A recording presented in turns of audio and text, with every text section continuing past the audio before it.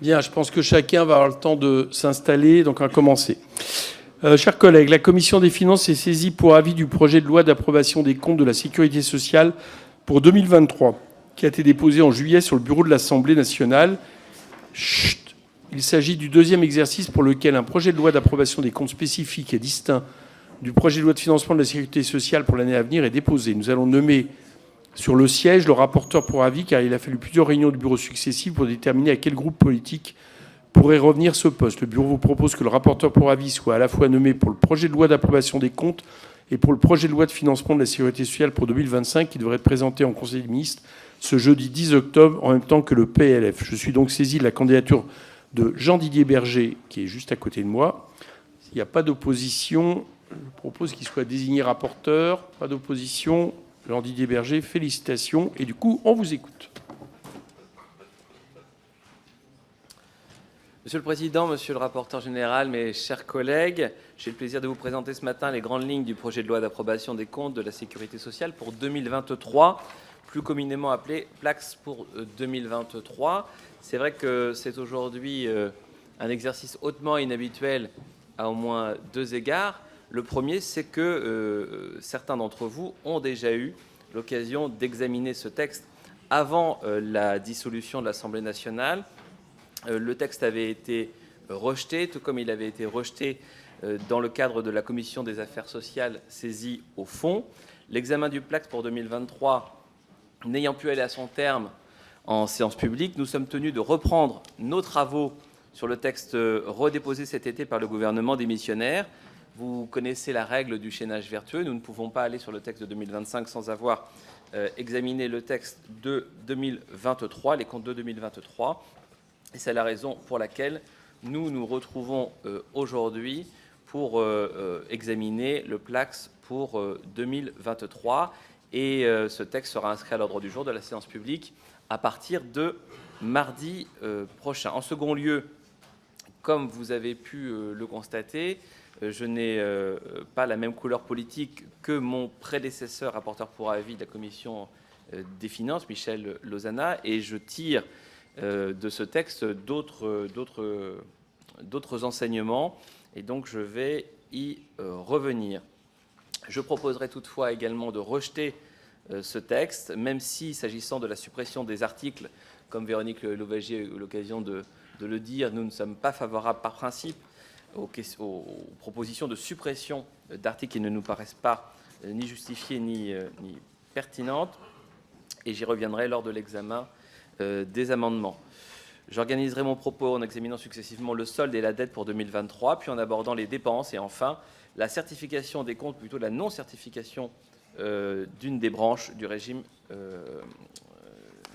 celle de la branche famille.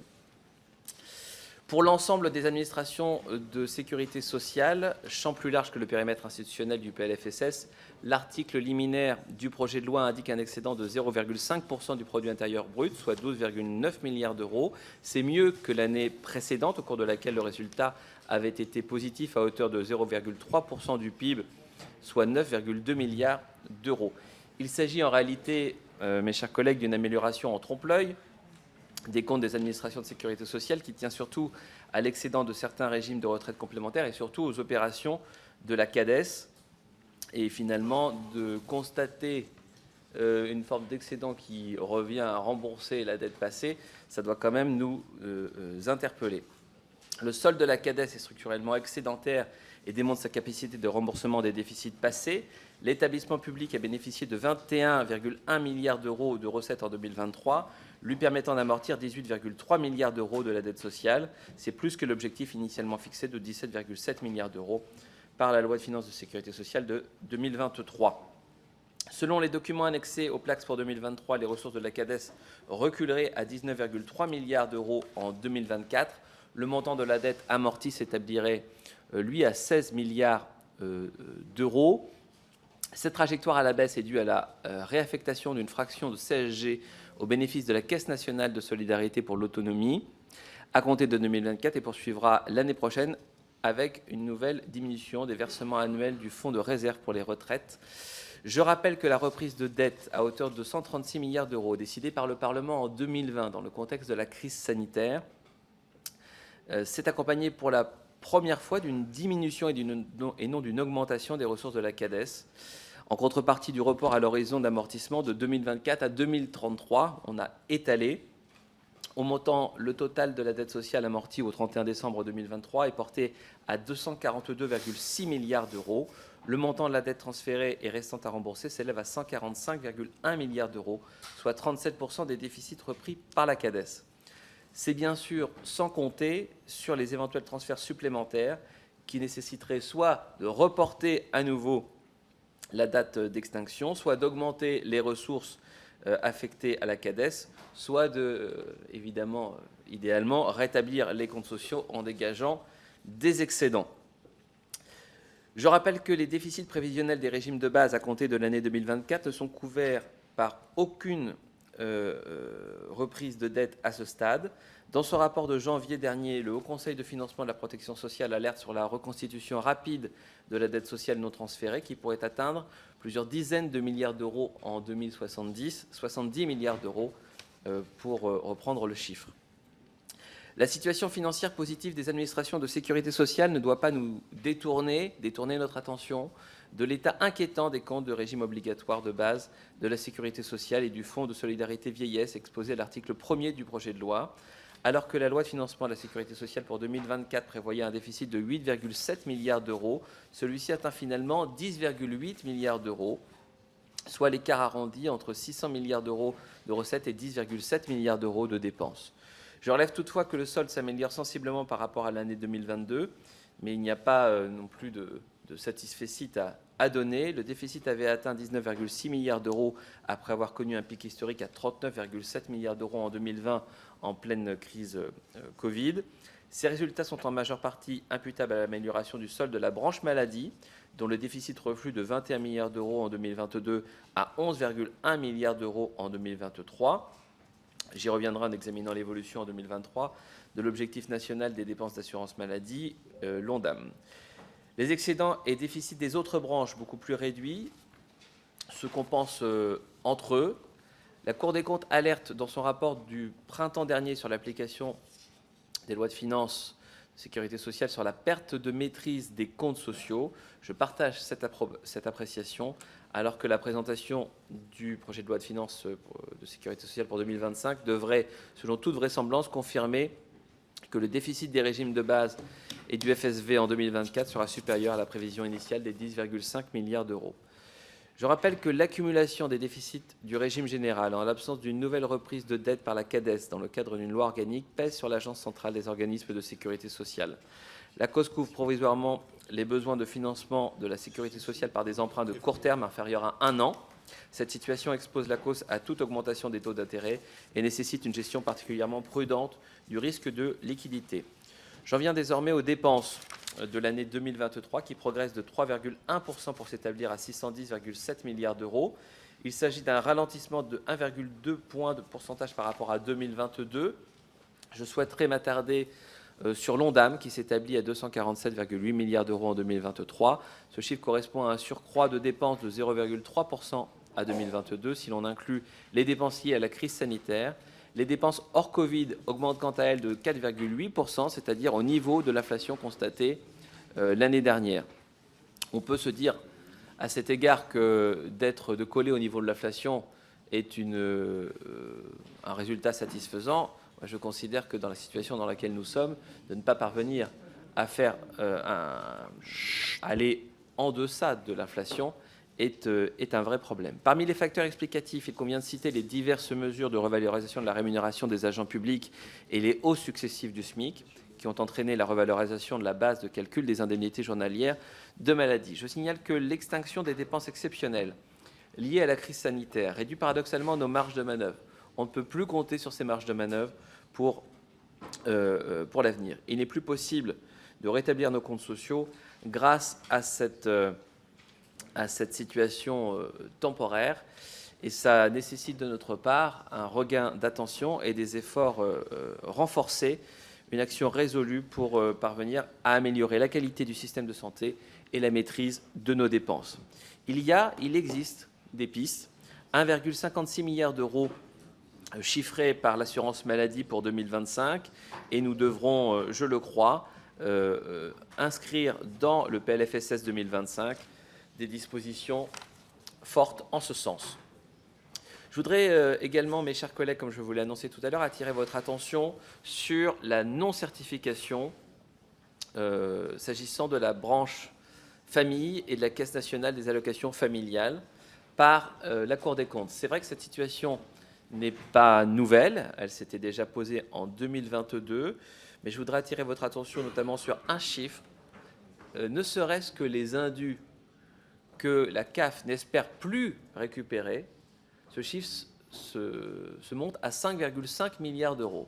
Je leur ai posé la question de savoir à combien ils estimaient les autres indus, ceux qu'ils espèrent récupérer, et je n'ai pas reçu à ce stade, nous étions hier avec Yannick Noder au sein de la commission des affaires sociales en audition de la CNAF, et ils ont promis de nous faire une contribution écrite pour préciser ces différents sujets, mais on voit qu'il y a quand même, par une meilleure gestion, beaucoup d'argent à récupérer.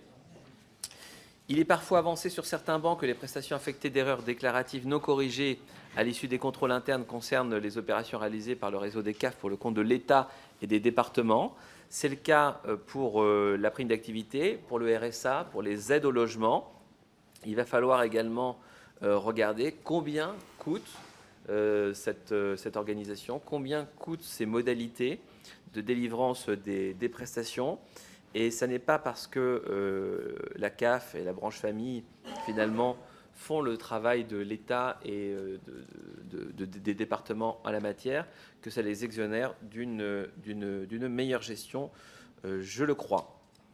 Nous devrons y être attentifs pour l'avenir.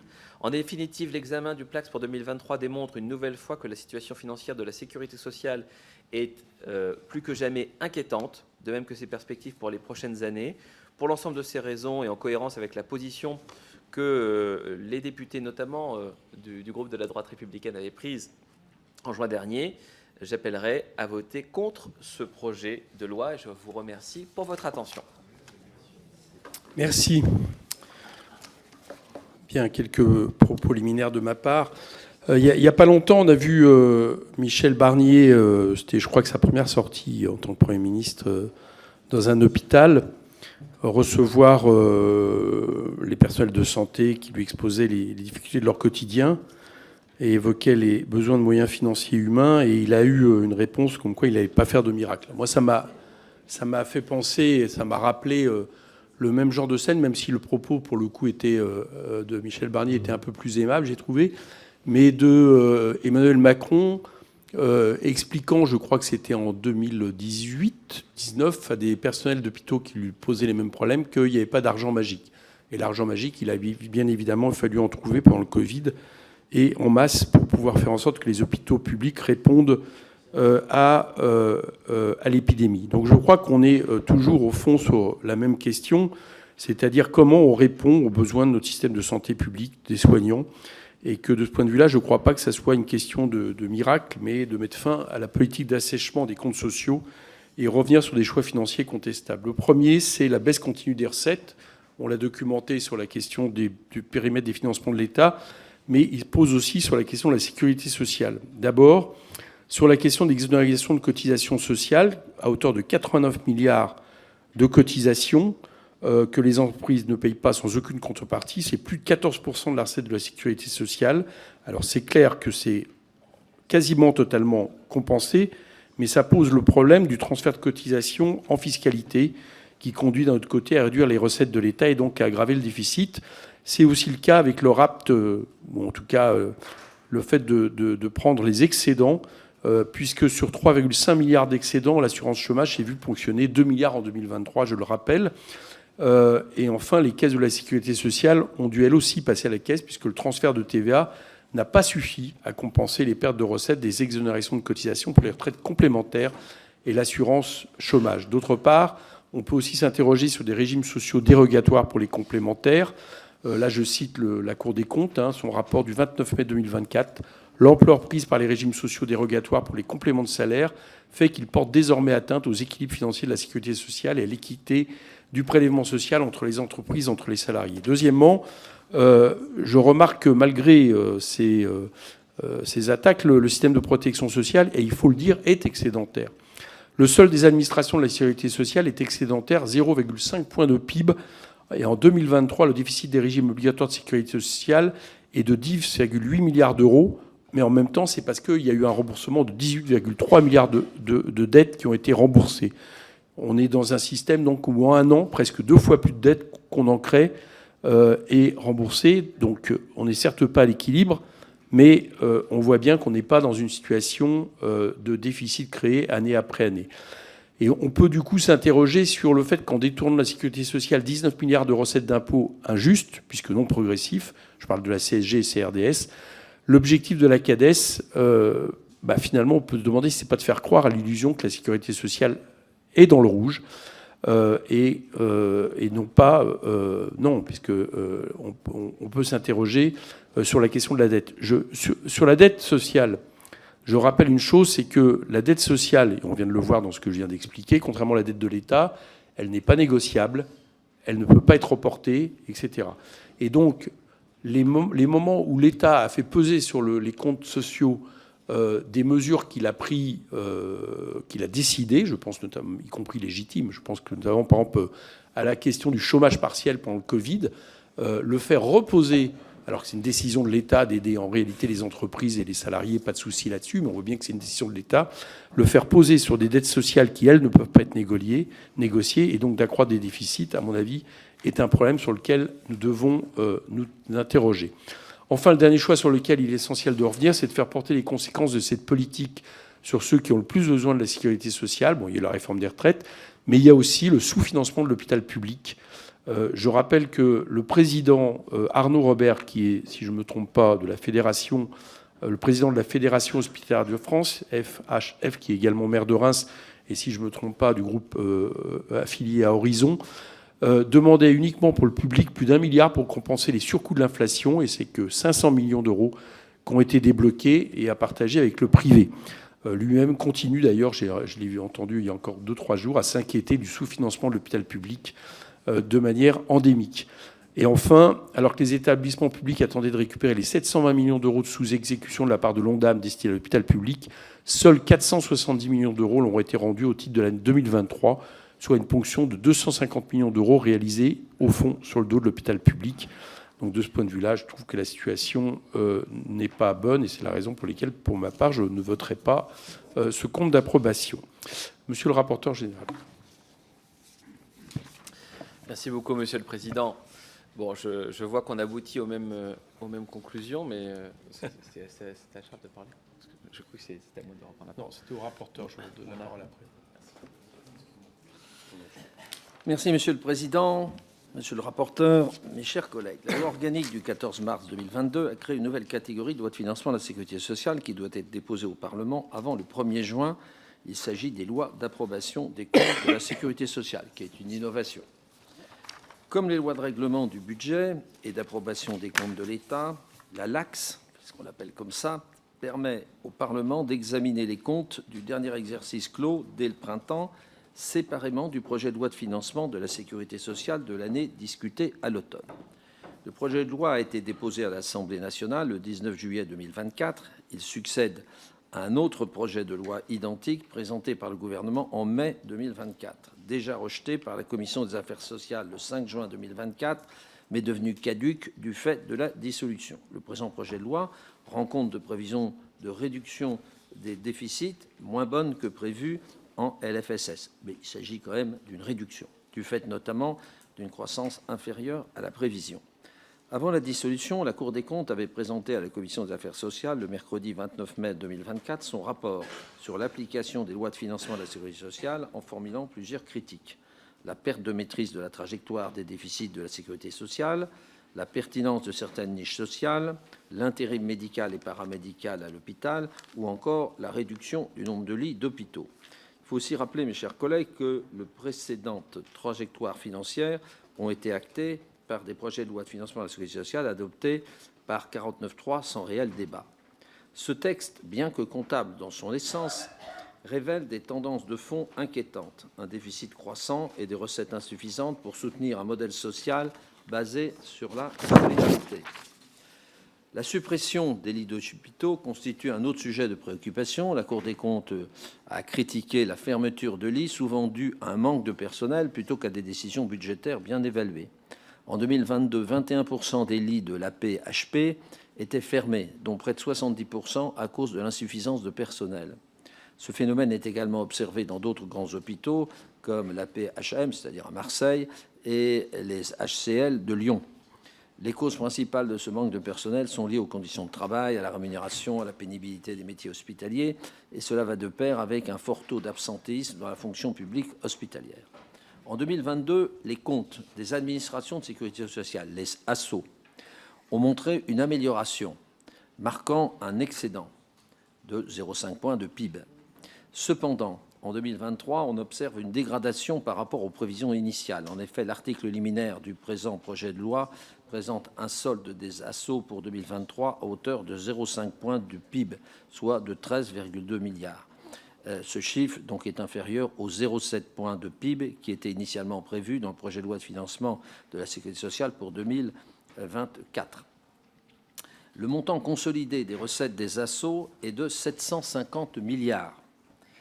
Mais celui des ROPS, c'est-à-dire des régimes obligatoires de base de la sécurité sociale, de 600 milliards. Je vous ai donné ces chiffres parce que ça veut donc dire qu'il y a 150 milliards d'ASSO hors ROPS, c'est-à-dire tous les régimes complémentaires, notamment de retraite, qui sont structurellement excédentaires, qui correspond donc au périmètre, les 600 milliards du projet de loi de financement de la sécurité sociale.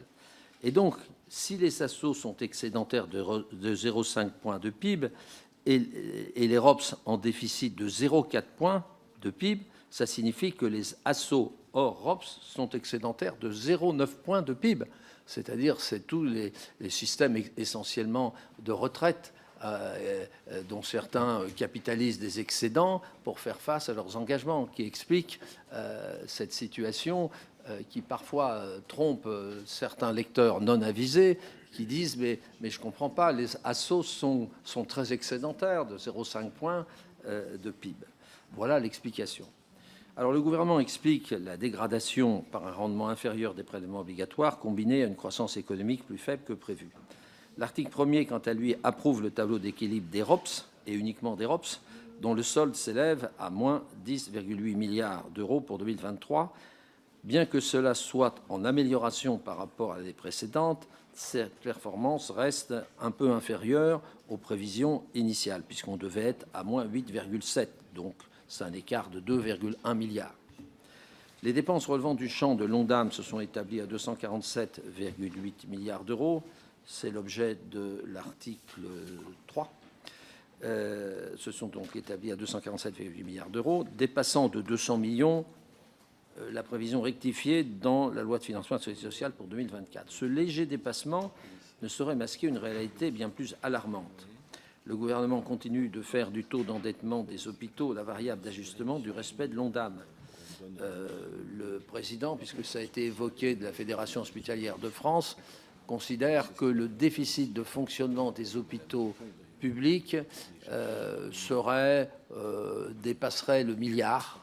On serait autour de 1 milliard, je crois, 4, 1,5 milliard, 1,7 milliard en 2024, et on dépasserait les 2 milliards dans les prévisions 2025. Mais on en reparlera dans le cadre du projet de loi de financement de la sécurité sociale pour 2025. Donc, c'est un peu une illusion, ce quasi-respect de l'ONDAM, car nos établissements de santé s'endettent, se fragilisent et voient leur mission de service public remise en compte. Le projet de loi qui nous est soumis, mes chers collègues, n'apporte pas de réponse satisfaisante aux défis majeurs auxquels notre système de sécurité sociale est confronté. Compte tenu des derniers éclairages sur l'état inquiétant de nos finances publiques, il est indispensable de réfléchir à des réformes structurelles, notamment en ce qui concerne le mode de financement de la sécurité sociale. Rappelons qu'en commission des affaires sociales, le 25 septembre, celle-ci a été une nouvelle fois rejetée, laissant seuls les groupes de l'ex-majorité soutenir le projet. Pour toutes ces raisons, je vous appelle à maintenir votre vote négatif, donc à rejeter le présent projet de loi. Et monsieur le rapporteur, j'aurais 3 questions à vous poser.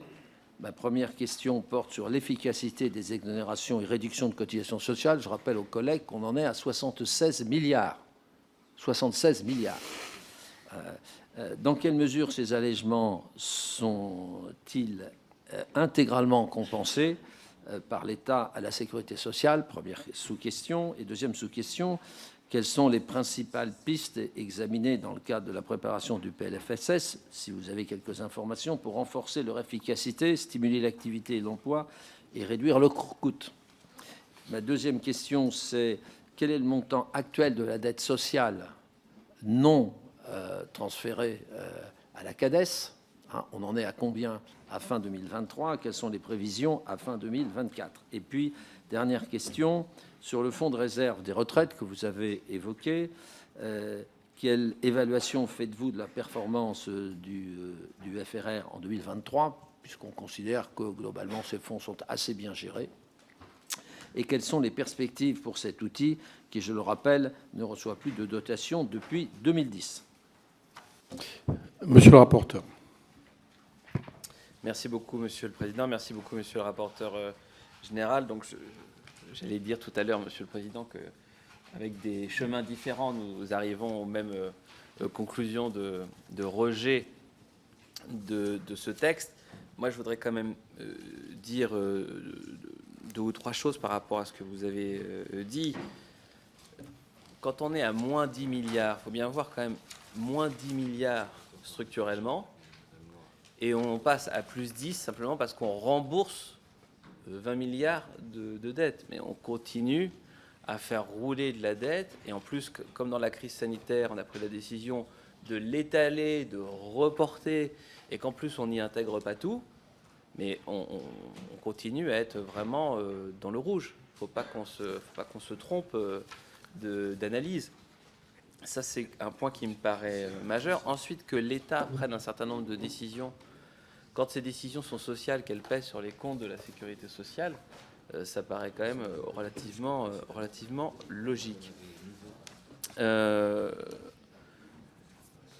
J'en viens aux questions que vous avez posées, monsieur le rapporteur général, sur les compensations de l'État. On est à plus de 96% de compensation par l'État. Donc, à la question, est-ce que ces compensations sont totales? La réponse est non, mais on peut dire qu'elle est quand même relativement forte. Ensuite, sur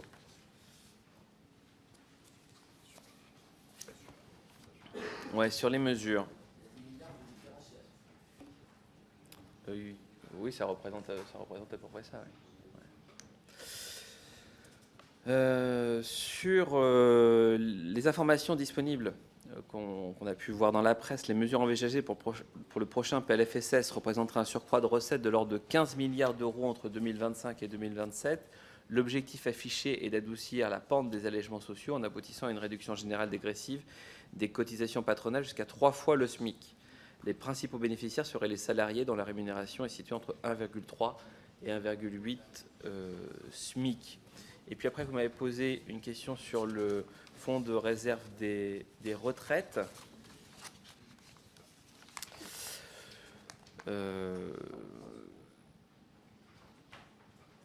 Donc les perspectives pour cet outil, le FRR est un instrument de taille modeste mais qui permet d'effectuer une ressource stable à la CADES.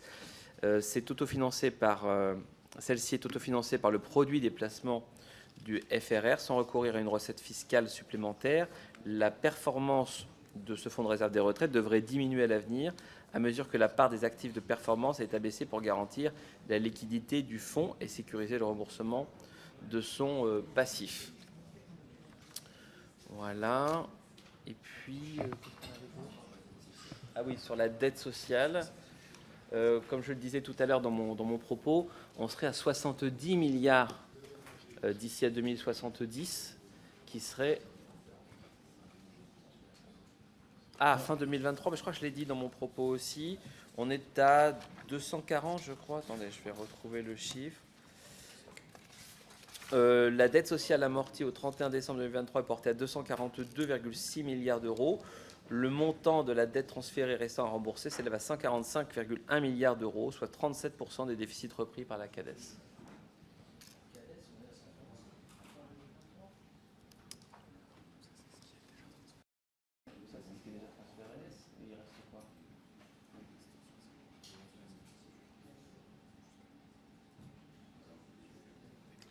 Je n'ai pas le chiffre exactement pour 2023, mais je pense que si on devrait avoir 70 milliards de plus dans les 3-4 années qui viennent. Donc on peut dire qu'on est autour de entre 10 et 20 milliards probablement pour 2023. Bien, si on a le chiffre plus précisément, on le donnera tout à l'heure. Hein. Allez, on passe aux orateurs de groupe. Bon, je propose que là, ce n'est pas une personne auditionnée, donc on revient à une règle où chacun des orateurs s'exprime, et je vous redonnerai la parole à la fin, monsieur le rapporteur. Pour le Rassemblement national, Madame Christine Loire. Merci, Monsieur le Président. Pour la deuxième année, les comptes de la sécurité sociale ne sont pas bons. Ce Placst illustre avec force une gestion défaillante de notre système de santé et malgré une volonté de transparence vis-à-vis du Parlement, il se transforme en chemin de croix. Car oui, comment pourrions-nous accorder notre confiance au gouvernement quand la Cour des comptes refuse, dans son rapport pour la seconde fois, de certifier une partie des comptes de la sécurité sociale ? Comment valider ces comptes alors que ce même rapport met en avant des anomalies comptables qui rendent les données, pour certaines, obsolètes, voire d'autres erronées ? Si le but d'un tel texte était de nous permettre une lecture claire des finances publiques, c'est loupé. Ce texte est le bilan comptable biaisé des gouvernements successifs. Il est le reflet des effets d'une politique de santé publique dégradée. Cette situation est d'autant plus alarmante que ces gouvernements qui se suivent et se ressemblent sont bien responsables et coupables des conséquences qui sont délétères pour la santé des Français. Nous allons bientôt examiner le PLFSS pour 2024. Il est donc essentiel de garder à l'esprit que pour 83% des Français, la santé est la priorité absolue. Près d'un Français sur deux a des difficultés à accéder aux services de soins. Dans mon département de l'Eure, c'est une préoccupation majeure. Au regard de ce texte, la nécessité d'un audit des comptes publics revendiqué par Jordan Bardella lors des législatives pour avoir la vérité sur la situation financière de la France ne se pose donc plus. Puisque les mêmes causes produisent les mêmes effets, nous, députés du Rassemblement national, sommes opposés à ce texte qui ne fait que démontrer le manquement d'un système à bout de souffle. Je vous remercie. Merci. David Amiel pour EPR. Merci, Monsieur le Président. Deux mots rapides. Un mot d'abord sur le fond, mais ça a été rappelé par les interventions précédentes. Pour la situation des administrations de la sécurité sociale, elle s'améliore avec une diminution du déficit des régimes obligatoires. Mais on a un déficit qui reste très important, puisqu'il reste à 11 milliards d'euros.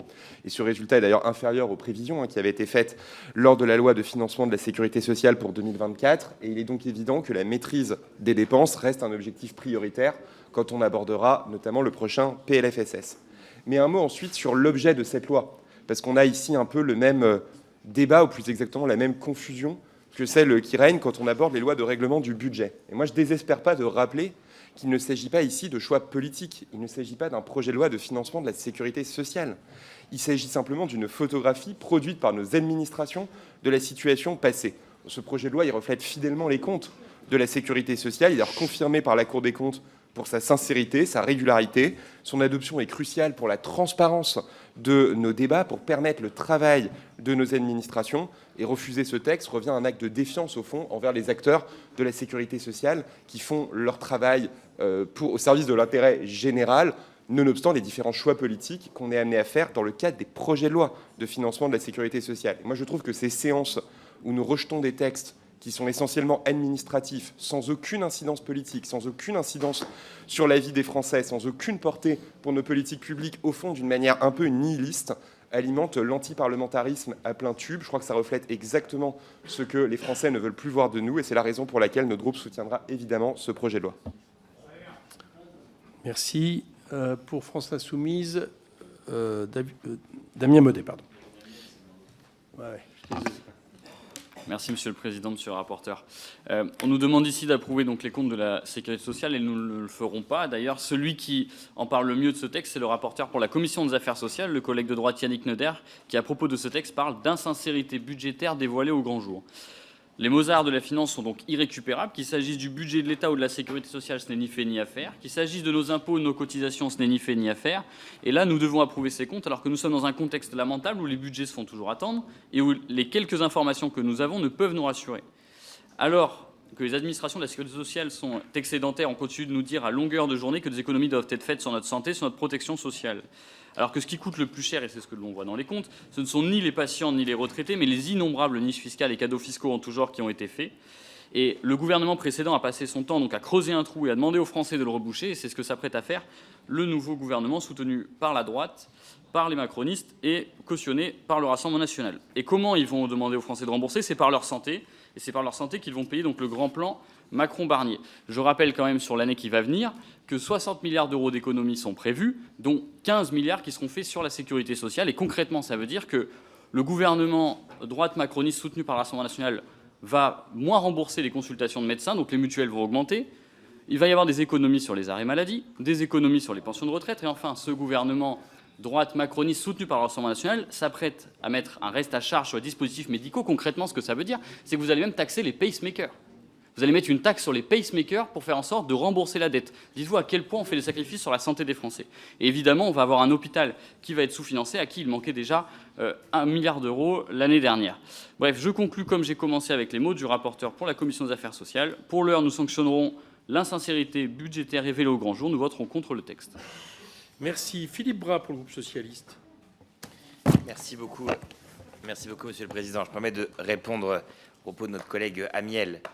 Si cet examen n'a aucun intérêt, puisque nous ne devons qu'approuver finalement ces comptes et nous contenter de les commenter, alors pourquoi prévoir un vote et pourquoi prévoir un débat et souffrer que nous remettions en cause ici, Monsieur Amiel, la gestion passée, gestion que nous ne sommes pas les seuls à regretter, puisque la Cour des comptes a dressé une sorte de réquisitoire sur la trajectoire de déficit non maîtrisé.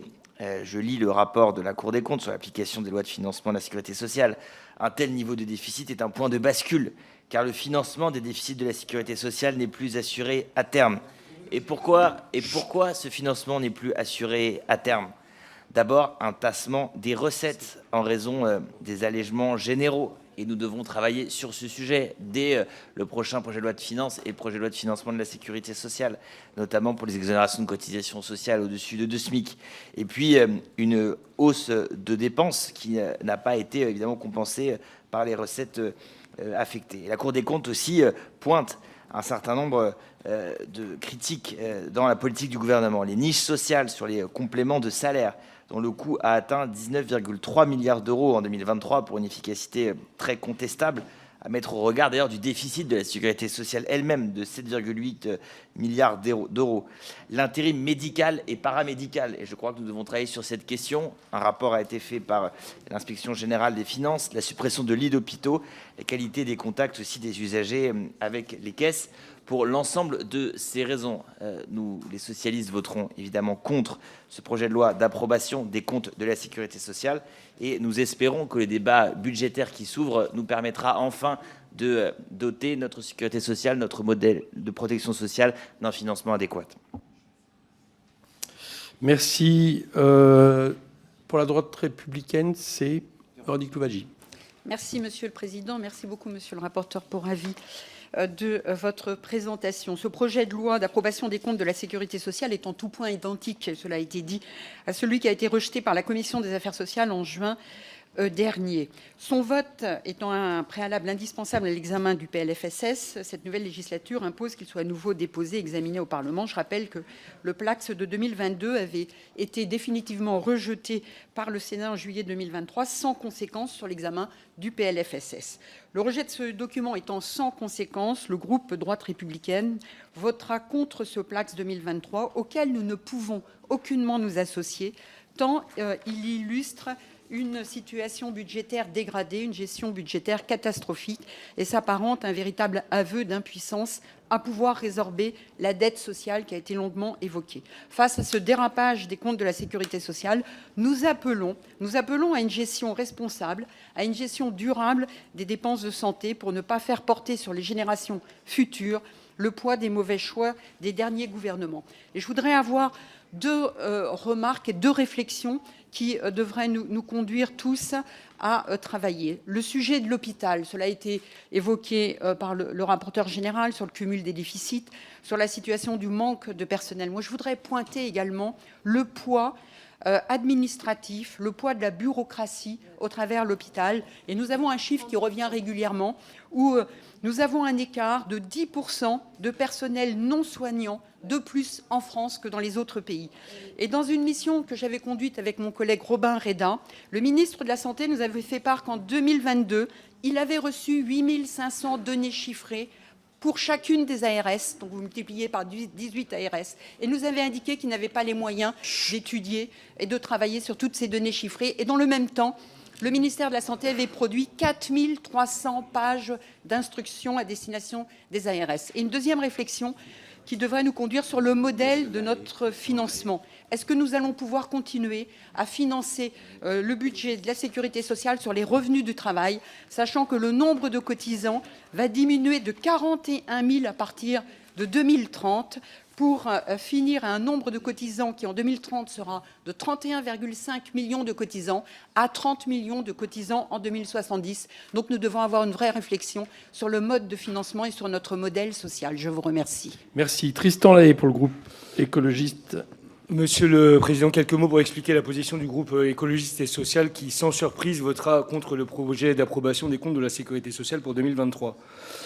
Commencer par dire que nous contestons une méthode de pilotage des politiques sociales antagoniste des principes fondateurs de la sécurité sociale, dialogue social et paritarisme, à l'exemple des méthodes réservées à la réforme des retraites ou à celle de l'assurance chômage.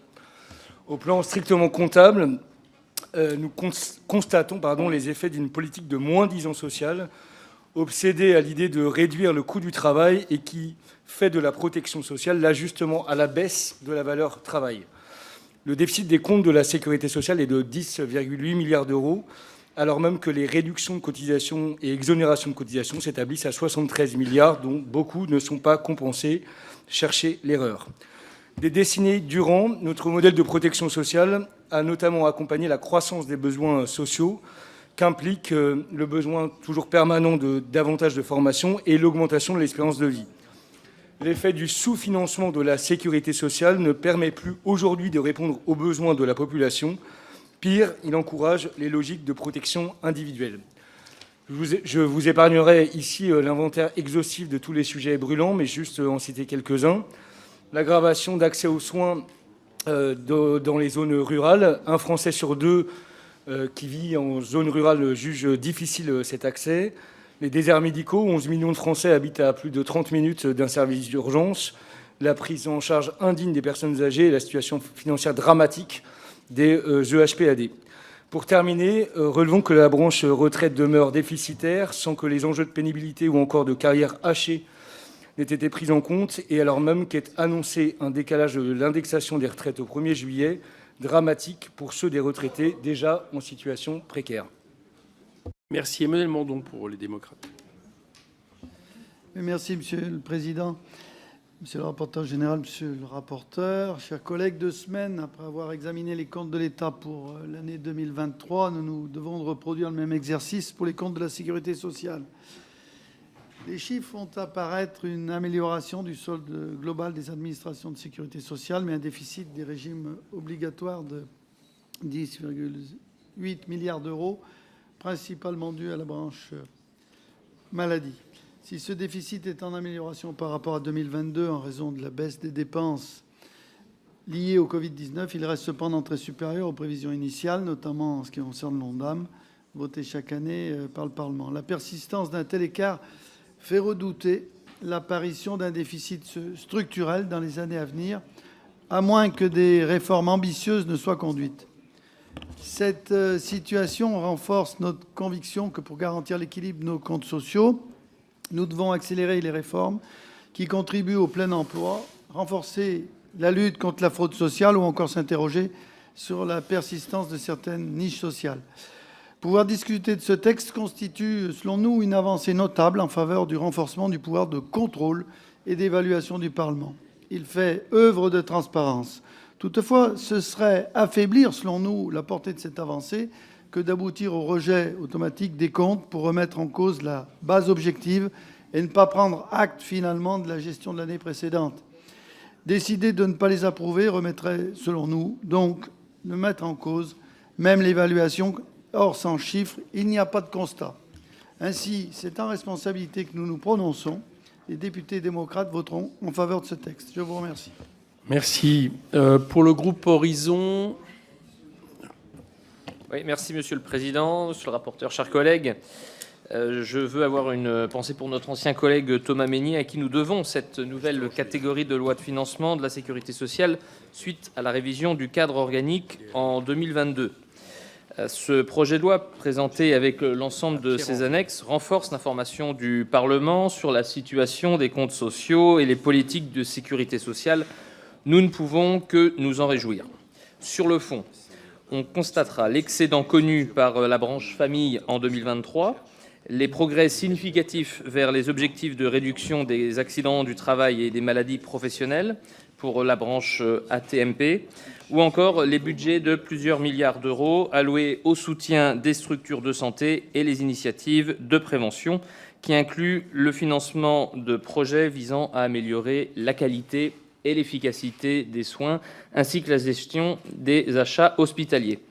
Mais surtout, je souhaite rappeler qu'il s'agit, par l'adoption de ce projet de loi, comme pour le projet de loi de règlement, non pas de se prononcer pour ou contre certaines mesures de politique sociale, comme voudraient le faire dire un certain nombre de nos collègues, mais bien de valider, dans une démarche de transparence, les comptes de la sécurité sociale et la sincérité des fonctionnaires qui travaillent à l'élaboration de ces comptes. Je suis sûr que nous pouvons nous réunir sur ce point. Le groupe Horizon et Apparentés votera donc bien évidemment en faveur de ce projet de loi. Je vous remercie. Merci Pierre-Henri. Je cherchais votre nom, je suis désolé, mais je crois que c'est ma première intervention. C'est votre première intervention, donc je vous félicite, merci. Pour le groupe Lyot, qui prend la parole, Michel Castellani. Merci, Président. Les comptes sociaux présentent donc un solde négatif de plus de 10 milliards, ce qui s'ajoute d'ailleurs à d'autres déficits. Et c'est l'ensemble qui, finalement, est alarmant. Il serait impératif, ce domaine comme en d'autres, de repenser les dispositifs afin d'assurer un financement pérenne et équilibré des comptes sociaux, ce qui est loin d'être le cas.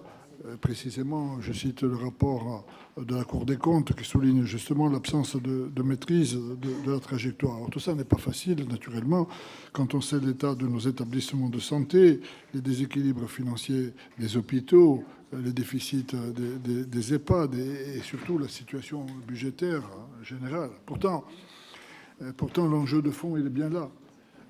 C'est de garantir un modèle de protection sociale durable. Je le répète, ce n'est pas simple, mais c'est indispensable. Et ça n'est pas pour l'instant inscrit dans notre trajectoire budgétaire, d'où notre vote négatif. Merci. Merci. Pour GDR, M. Morel. Merci, Monsieur le Président. Il n'y a aucun élément nouveau dans ce texte qui soit de nature à nous faire changer d'avis depuis le rejet par la Commission des affaires sociales le 5 juin dernier, juste avant la dissolution. D'un strict point de vue financier, quand on regarde les comptes eux-mêmes, ils demeurent toujours affectés par la non-compensation intégrale par l'État des allègements de cotisations sociales pour un montant de l'ordre de 3 milliards d'euros sur un déficit de 10,8. C'est déjà beaucoup. J'alerte les collègues sur un point, parce qu'on n'en a pas parlé, c'est la montée des compléments de salaire dans la rémunération, qui se substituent aux augmentations normales et qui sont exonérés ou non soumis à cotisation, ce qui représente un très fort manque à gagner pour la sécurité sociale. C'est un vrai problème qui ne cesse de s'aggraver et qui manifestement ne préoccupe pas le gouvernement, mais ça, on a l'habitude. Moi, je crois qu'il n'y a pas qu'un problème de déficit. C'est surtout un problème d'adéquation des ressources de la sécurité aux besoins des Français. Parce que moi, je veux bien qu'on m'explique que les dépenses d'assurance maladie doivent être freinées par des réformes structurelles, mais aucune réforme structurelle n'infléchira une tendance contre laquelle on ne peut rien, c'est-à-dire le vieillissement de la population, et donc forcément l'ajustement durable des dépenses pour la prise en charge maladie et pour la prise en charge dépendance. Sauf à expliquer, et c'est un peu la tendance actuelle, que, à mesure qu'il y a un écart entre les ressources et les besoins, les Français n'auront d'autre choix que de se débrouiller eux-mêmes. Et c'est ce qui est en train de se passer actuellement, parce qu'il y a le débat sur le projet de sécurité sociale actuel. Quand je vois les annonces sur les arrêts maladie, où on nous explique qu'on va supprimer les indemnités journalières pendant 7 jours au lieu de 3, la seule conséquence, c'est qu'il y aura plus de salariés malades au travail. Est-ce que c'est ce modèle de société qu'on veut? Et quand je vois les annonces sur les consultations médicales qui pourraient être déremboursées de 3 €, que je vois la franchise sur les dispositifs médicaux, là on est quand même sur des choses sérieuses dans la vie des gens, je constate qu'une partie des dirigeants de ce pays, au nom d'une vision complètement tronquée du financement de la sécurité sociale, s'apprête à détériorer considérablement notre modèle social. Un collègue disait moins 10 ans social, c'est exactement de ça dont il s'agit. Et donc évidemment, on ne va pas valider ces comptes. Alors, pour GD... Non, pas pour GDR. Pour UDR, pardon. C'est Géraud Verny, Monsieur Trébuchet.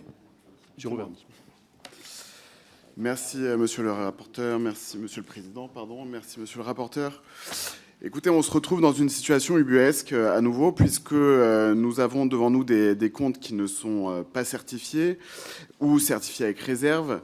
Je rappelle juste l'obligation qu'ont toutes les entreprises de France de faire certifier leurs comptes et de présenter des comptes qui sont sincères. Et je m'étonne, en tant qu'entrepreneur, que l'État puisse fonctionner différemment. Donc, on nous demande aujourd'hui de voter sur des comptes, je l'ai dit, non certifiés, des comptes qui font apparaître des fraudes massives et des erreurs, ne serait-ce que pour la branche famille, qui représente 10 milliards d'euros de pertes, un déficit global de 17 milliards d'euros, rendez-vous compte. Et on nous demande donc de, encore une fois, voter ce texte. Ce qui est désespérant dans notre situation et dans la situation de tous les Français, c'est qu'on se retrouve avec le texte de 2023 et on imagine, sans grande originalité, que le texte de 2024 sera de la même teneur. J'appelle donc, je vous appelle, chers collègues, à faire preuve de courage pour faire en sorte que ce qui dépend de nous, c'est-à-dire le futur, soit beaucoup plus raisonnable et qu'on fasse preuve d'une vigilance accrue pour qu'on puisse présenter des comptes qui soient, à minima, équilibrés dans le futur. En conséquence de quoi, bien évidemment, nous voterons contre ce texte. Merci.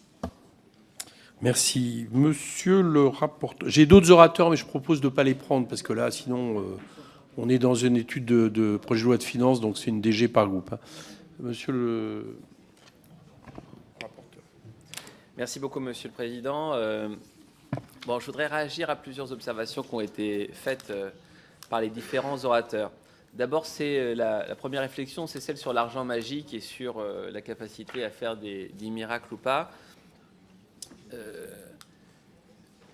Ceux qui pensent qu'on peut continuer à dépenser l'argent que nous n'avons pas condamnent les Français à passer à la caisse.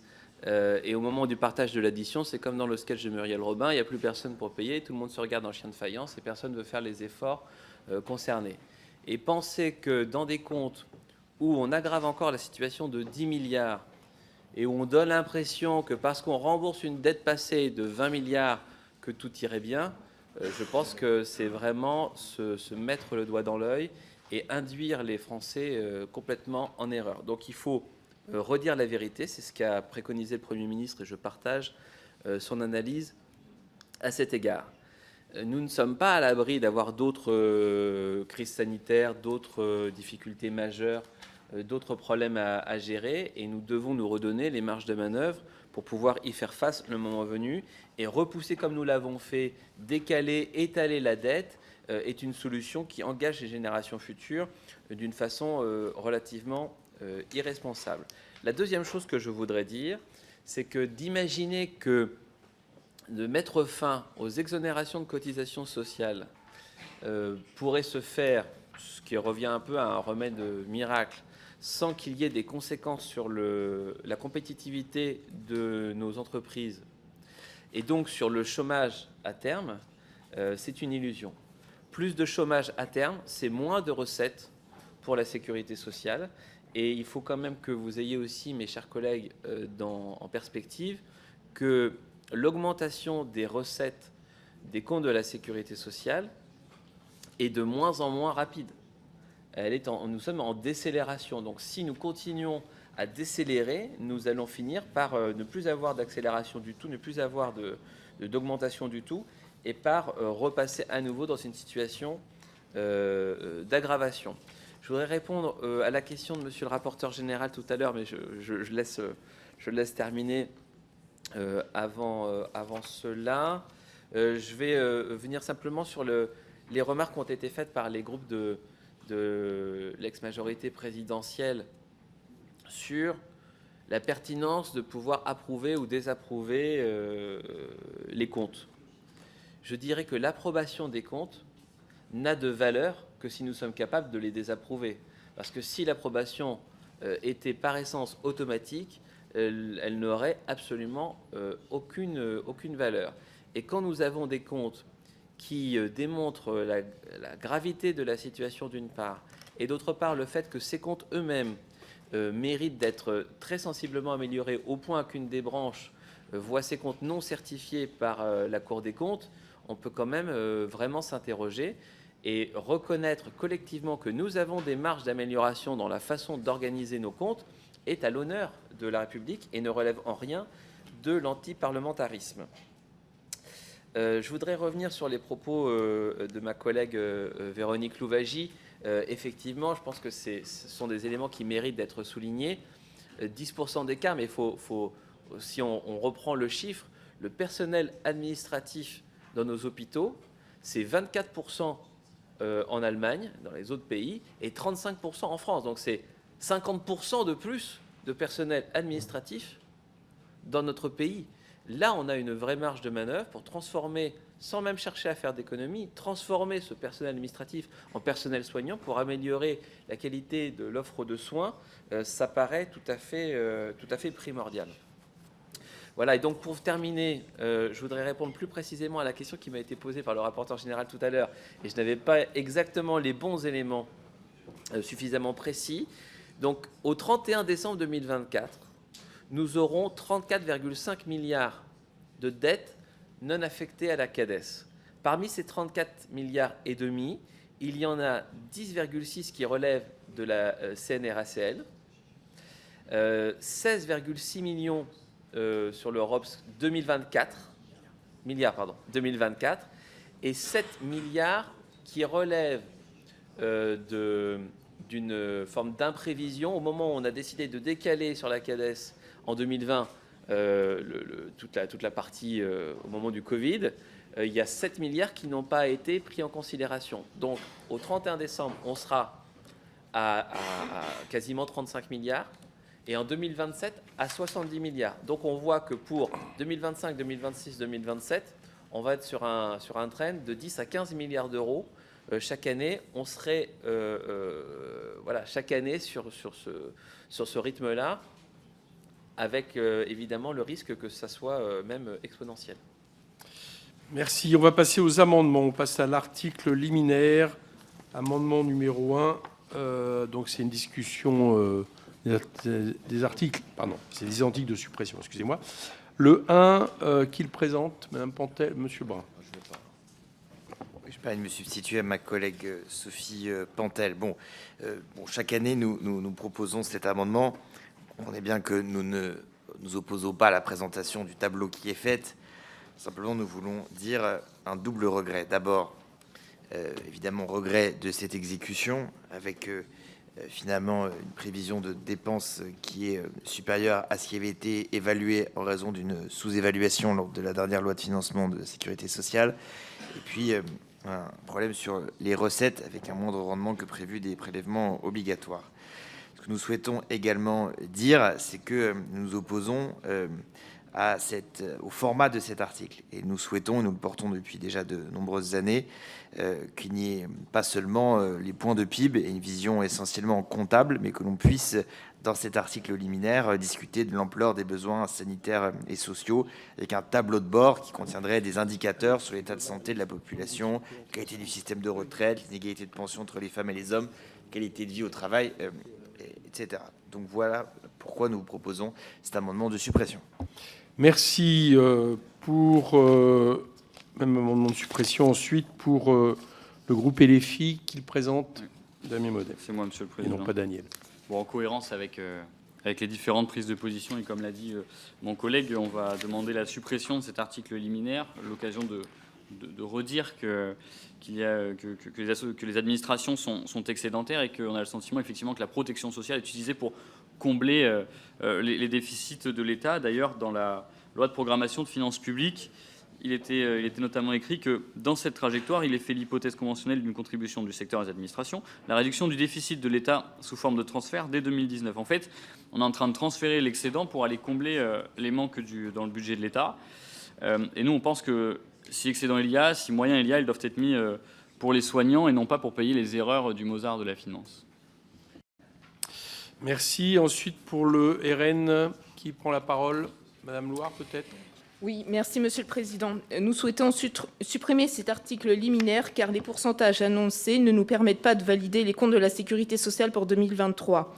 D'une part, en raison des anomalies significatives relevées par la Cour des comptes et d'autre part parce que cette dette représente une sous-forme de pourcentage du PIB ne nous apporte pas une véritable clarté.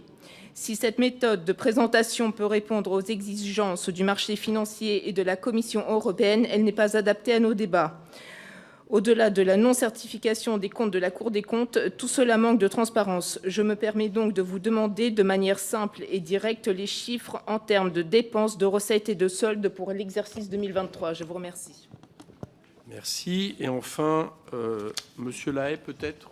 Oui, absolument. Je partage les expressions de mes collègues du Front populaire. Simplement, on considère que cet article liminaire présente une vision purement comptable des comptes de la sécurité sociale, que, au passage, l'excédent des administrations de sécurité sociale est inférieur à celui qui était prévu en loi de finances de la sécurité sociale et que cette dégradation est imputée à une moins-value sur les recettes de prélèvements obligatoires, là où nous considérons que il s'agit surtout de résultats liés à la politique d'exonération des prélèvements obligatoires et d'hypermodération salariale par les mêmes qui prétendent d'ailleurs désmicardiser la classe moyenne, sans contrepartie de compensation par les gouvernements à hauteur des exonérations concernées. Et on considère que la gestion actuelle des comptes ne permet pas de répondre aux différents défis qui ont été cités précédemment dans les interventions liminaires.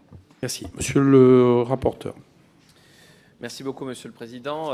Écoutez, je l'ai dit tout à l'heure, moi je suis par principe défavorable à ces amendements de suppression. D'abord, je rappelle que il y a dans cette loi d'approbation des figures imposées et les articles sont obligatoires. Donc c'est un non-sens parlementaire. Je ne dirais pas anti-parlementarisme, ou je ne reprendrai pas les termes qui ont été utilisés tout à l'heure par un certain nombre de mes collègues et amis, mais là, ça n'a absolument, ça serait uburois que de faire droit à ces amendements de suppression. Donc c'est un avis défavorable. S'agissant des chiffres sur lesquels vous m'avez interrogé, ils sont ceux de la Cour des comptes, validés par la Cour des comptes, qui n'a relevé aucune difficulté majeure, estimant, je cite, que les données fournissent une représentation cohérente des recettes, des dépenses et du solde, tableau d'équilibre, ainsi que des actifs et passifs, tableau de situation patrimoniale des entités comprises dans leurs champs respectifs. Donc pour cette autre raison, c'est un avis défavorable à ces différents amendements. Merci. Quelqu'un veut intervenir ou on passe au vote? On passe au vote.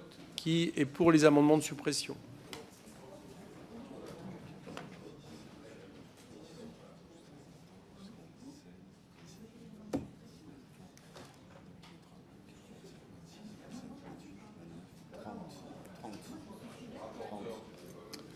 Oui, non, mais Véronique a déjà expliqué la différence entre le vote à la fin et les amendements de suppression. Donc, je vais économiser le... Qui est contre?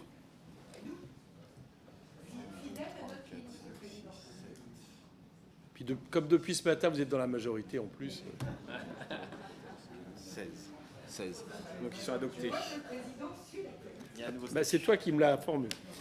Bien. 30 à 16, donc amendement article supprimé. On passe au premier. Monsieur Brun, peut-être? Il est défendu, Monsieur le Président. Très bien, merci. Monsieur Maudet. Il est défendu, Monsieur le Président. Merci. Madame Loire ou Monsieur Renaud ou qui? Merci. Et il n'y a pas... non. Monsieur Lahaye, ici, pardon. Défendu. Bien, merci, cher collègue. Monsieur le rapporteur. Avis défavorable. On passe au vote. Qui est pour? Je pense que ça va être le même vote, en théorie. Voilà. Qui est contre? Supprimé. Article 2, Monsieur Brun. Défendu. Monsieur Maudet. Je vais le défendre. Pas de problème. C'est la suppression de l'article 2. Peut-être l'occasion de dire que partout en France, les hôpitaux craquent. À Limoges encore, il y avait en début de semaine 80 patients dans les couloirs des urgences. Et partout dans le pays, les infirmiers, les infirmières, les aides-soignantes, les médecins alertent. Et il faut leur dire aussi aujourd'hui que ce n'est pas le fruit du hasard, de quelque chose de naturel, si aujourd'hui ils n'ont pas les moyens de faire leur métier correctement, de soigner correctement, mais c'est typiquement dans ce que l'on voit là, avec un ONDAM, c'est-à-dire un budget donné notamment pour les hôpitaux qui est bien trop faible, avec des hôpitaux qui sont quasiment tous en déficit. Et d'ailleurs, la conférence des CHU dit que c'est le plus grave déficit depuis 1958, à savoir la date de création des CHU. Et je pense que ça doit nous alarmer. Et quand on voit le budget qui va être prévu pour l'année à venir, nous ne sommes pas du tout rassurés. Et je pense que dire que vous allez uniquement essayer de supprimer des postes administratifs, ce n'est pas à la hauteur des enjeux. Et être à la hauteur des enjeux, c'est permettre à chacun de se soigner et à chacun de soigner. Monsieur Lahaye. Ouais, juste quelques mots aussi pour le défendre. Pour parler des établissements d'hébergement pour personnes âgées dépendantes, on a parlé à l'instant de l'hôpital, mais moi je souligne que 80% d'entre eux n'ont pas réussi à équilibrer leurs comptes en 2023 et qu'en même temps, on a une sous-consommation des enveloppes dédiées aux personnes âgées, aux personnes et au secteur du handicap de l'ordre de 100 millions d'euros. Donc, en dehors d'un ONDAM que nous jugeons déjà inférieur aux besoins, et ce n'est pas simplement nous qui le jugeons, mais l'ensemble des professionnels de santé, je crois qu'il y a un consensus là-dessus, on constate que par ailleurs, on sous-consomme des enveloppes qui sont déjà trop faibles, et dire que ça se traduit concrètement par, notamment dans les départements, par des plans d'aide exceptionnels qui sont versés sur les budgets des collectivités territoriales aux établissements concernés, et donc par un transfert de charges qui ne dit pas son nom, pour des politiques qui ne peuvent pas être menées correctement. Donc c'est à ce titre-là que nous défendons cet amendement. Merci. Monsieur le rapporteur.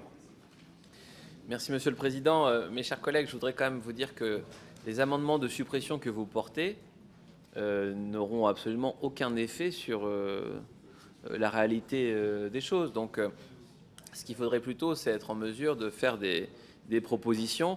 Et je ne crois pas que ce soit en supprimant des articles qu'on arrive vraiment à faire avancer les choses. Mais sur le fond, je voudrais également revenir sur les chiffres que vous donnez notamment dans l'exposé sommaire de l'amendement de M. Lahaye, notamment, où vous parlez d'une hausse de 0,2 milliard d'euros, mais en réalité, c'est plutôt 0,6 milliard d'euros de progression par rapport à 2022, c'est-à-dire bien au-delà de la trajectoire que vous mentionnez. Et surtout, s'agissant des arrêts maladie, vous parlez d'une chasse disproportionnée aux arrêts maladie.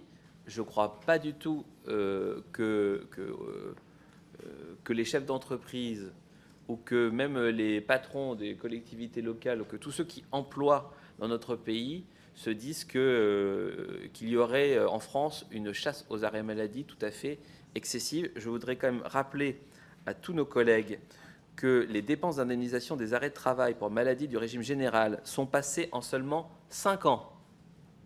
Seulement 5 ans. Et je ne crois pas que ce soit l'inflation, les augmentations de salaire qui puissent induire une telle augmentation de 7,7 milliards à 12 milliards d'euros, plus 56%. Donc si vraiment vous pensez que cette chasse existe, va falloir vraiment revoir les cartouches des chasseurs parce qu'ils sont bien mal équipés pour faire face à ces arrêts maladie. Et je ne crois pas que nos concitoyens soient frappés par des épidémies telles que cela justifierait de telles évolutions. Et je crois que nous ne pouvons pas nous permettre de telles évolutions. Voilà les raisons pour lesquelles je donne un avis défavorable à ces différents amendements. Allez, on passe au vote qui est pour. Qui est contre? Adopté. Article supprimé. On passe au dernier article. Madame Pantel. Monsieur Brun, pardon, excusez-moi. Merci, Monsieur le Président. Vous savez, c'est un amendement de suppression de l'article 3. Vous savez, c'est l'approbation de l'annexe qui présente la situation patrimoniale de la sécurité sociale. Et ça nous permet de nous rendre compte que depuis 2017, le gouvernement aura endetté la sécurité sociale à hauteur de 3,7 milliards d'euros, ce qui est donc son passif net. Un recours important à l'emprunt et puis l'ampleur des déficits qui sont liés à ce sous-financement constant et les exonérations de cotisations sociales. Je rappelle, plus 9 milliards d'euros en 2 ans, qui représente 71 milliards d'euros en 2023. Et donc, nous proposons la suppression de cet article. Merci. Le suivant, c'est Monsieur Maudet. Il est défendu, Monsieur le Président. Et le suivant, c'est Monsieur Lahaye. Il est défendu également. Merci. Et Monsieur le rapporteur. Merci beaucoup, Monsieur le Président. Vous évoquez, mon cher collègue, l'appauvrissement structurel des ressources de la sécurité sociale. Je voudrais quand même dire qu'entre 2022 et 2023, c'est plus 27,5 milliards d'euros qui s'ajoutent dans les recettes des ROPS et du FSV.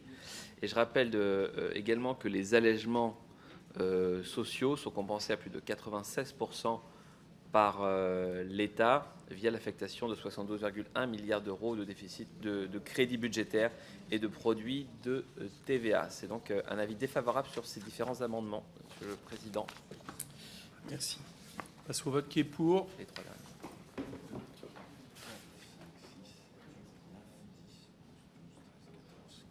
Qui est contre?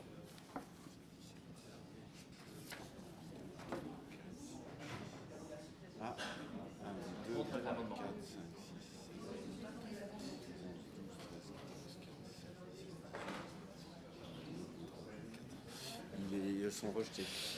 Rejeté. J'ai compris l'intérêt de discuter des amendements annexes. Hein, voilà. Monsieur Renaud, le 9.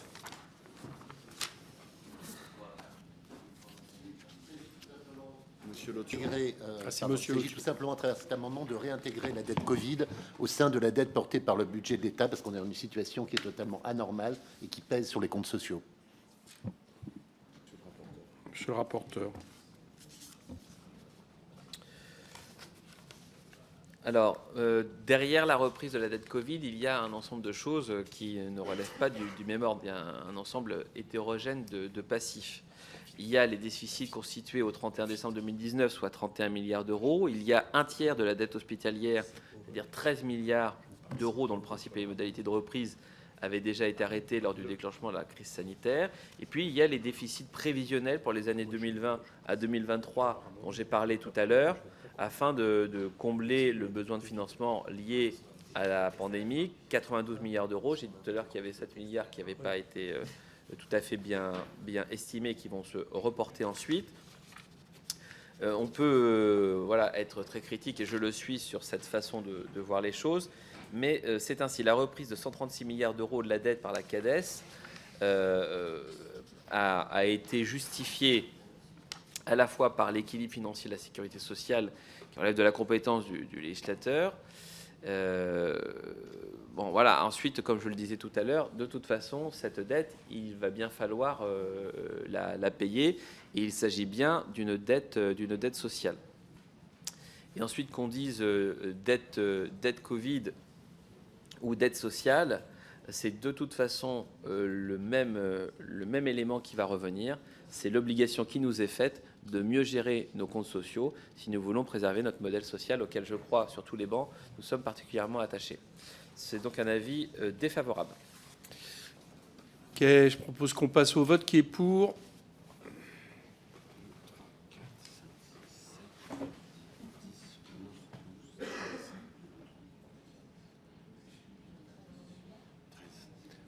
Qui est contre?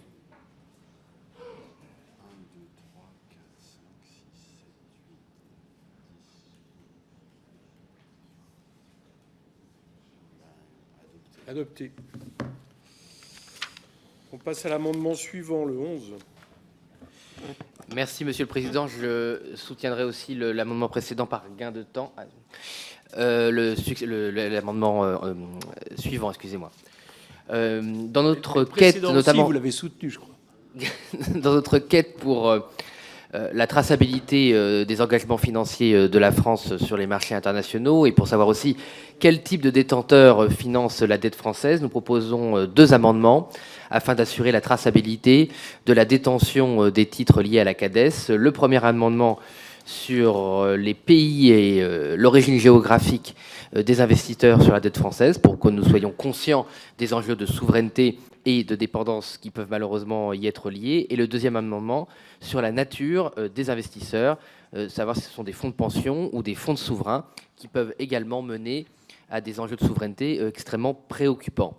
J'ajoute que je ne vais pas m'étonner, puisque je gagne un peu de temps, sur le fait que le Rassemblement national soit un groupe solitaire avec ses amis, peut-être sans doute nos alliés ciotistes, pour connaître l'origine exacte des investisseurs français, des enjeux de souveraineté que ça pose. Je ne comprends pas pourquoi nous sommes maintenant seuls depuis 2 ans sur ce sujet. Merci, monsieur le rapporteur. Merci, monsieur le président. Monsieur le député, moi, je dois dire que je vous donne acte de la constance de votre groupe sur ce sujet. Et je trouve qu'il pourrait être intéressant, effectivement, de mieux connaître la répartition géographique plus précise. En réalité, on l'a déjà par grande zone, et on sait qu'une immense majorité de la dette sociale est une dette sociale européenne. Voilà. Mais on n'a pas le détail pays par pays pour les informations en tout cas, que j'ai pu recueillir. De toute façon, ça ne peut pas être à l'intérieur de ce texte. Vous le savez, c'est d'ailleurs pour ça que vous faites un amendement d'appel. Mais donc, si vous avez envie d'essayer que ça soit pour l'avenir dans le texte PLFSS 2025, on peut tout à fait essayer de l'intégrer, mais on ne peut pas être certain que ça ne soit pas rejeté ou censuré le moment venu. Donc, pour l'instant, c'est un avis défavorable sur ces 2 amendements. Louvagie. Oui, merci, Monsieur le Président. Moi, je siégeais à la CADES et j'en présidais d'ailleurs le conseil de surveillance jusqu'à la dissolution. Et je peux vous dire que nous avons, au niveau de la CADES, un certain nombre d'informations sur les émissions qui sont réalisées. Et nous disposons des informations qui sont sollicitées. Cela existe au niveau de la CADES. Et je pense que dans le rapport d'activité de la CADES, vous pouvez avoir un certain nombre d'informations. Ou en tout cas, je pense qu'on peut les solliciter auprès de la CADES. Merci. Passe au vote. Qui est pour?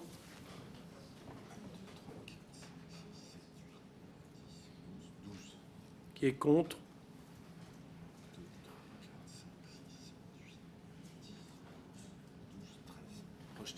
Rejeté. On passe au suivant. Ah ben non, il était défendu aussi. Donc on vote. Qui est pour le 12?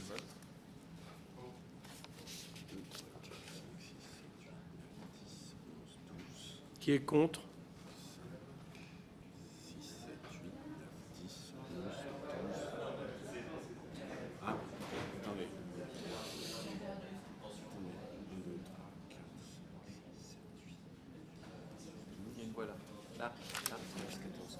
Rejeté. On passe au vote de l'article 3 et de l'annexe. Et de l'annexe. Qui est pour? Qui est pour l'article? Je crois que tu es pour. Ouais.